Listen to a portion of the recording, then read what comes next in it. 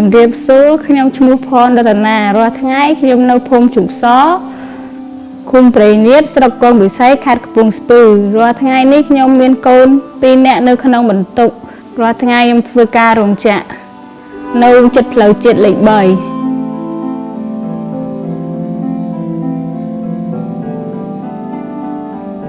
ប្តីខ្ញុំឈ្មោះវងស័កកាលគាត់នៅរស់គាត់ធ្វើការរោងចក្រមួយខ្ញុំតែថ្ងៃកើតហេតុហ្នឹងគាត់បានជិះម៉ូតូទៅលេងផ្ទះបងប្អូនហើយក៏គាត់មកវិញបានឡានបុកពីក្រោយស្លាប់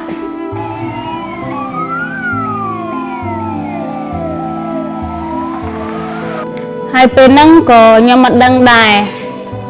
ដល់ពេល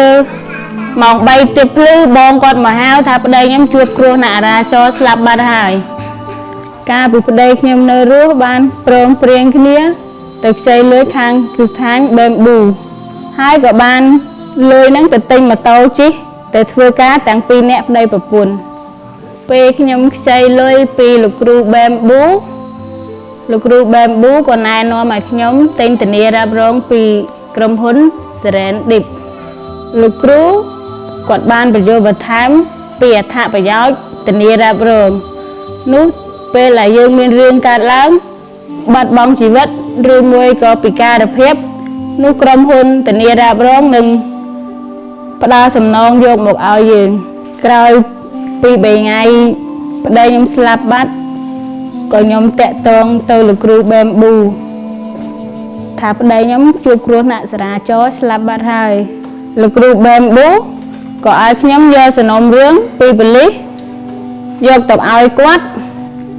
នឹងរៀបចំឯកសារហ្នឹងឲ្យទៅខាងធានារ៉ាប់រងហើយក៏ពី3ថ្ងៃក្រោយមកខាងធានារ៉ាប់រងក៏តាក់ទងមកខ្ញុំសួរខ្ញុំពីដំណើររឿងដែលប្តីខ្ញុំកើតឡើងហើយខ្ញុំក៏រៀបរាប់តាមដែលខ្ញុំដឹងហើយក៏គាត់ឲ្យខ្ញុំនឹងរងចាំពី3ថ្ងៃទៀតហើយពី3ថ្ងៃទៀតក្រោយមកក៏លោកគ្រូ Bamboo តាក់ទងមកឲ្យខ្ញុំទៅយកលុយសំណងដែលខាងធានារ៉ាប់រងគេផ្ដល់ឲ្យខ្ញុំទៅផ្តិតមេដៃទទួលយកសំណងនៅក្រុមហ៊ុន Bamboo ហើយក្នុងថ្ងៃហ្នឹងដែរក៏ខ្ញុំបានបង់ផ្ដាច់បំណុលដែលខ្ញុំជពាក់នៅក្រុមហ៊ុន Bamboo ក្នុងថ្ងៃហ្នឹងដែរខ្ញុំសូមបញ្ជាក់មួយទៀតខ្ញុំពិតជាទទួលសំណងបានពីក្រុមហ៊ុនធានារ៉ាប់រង Serendip ពិតប្រាកដមែនហើយការទាមទារសំណងក៏អត់មានទាមទារឯកសារអីច្រើនដែរខាងធានារ៉ាប់រងប្រគល់លុយឲ្យលឿនរាល់ថ្ងៃនេះខ្ញុំធ្វើការម្នាក់ឯងចិញ្ចឹមកូនផង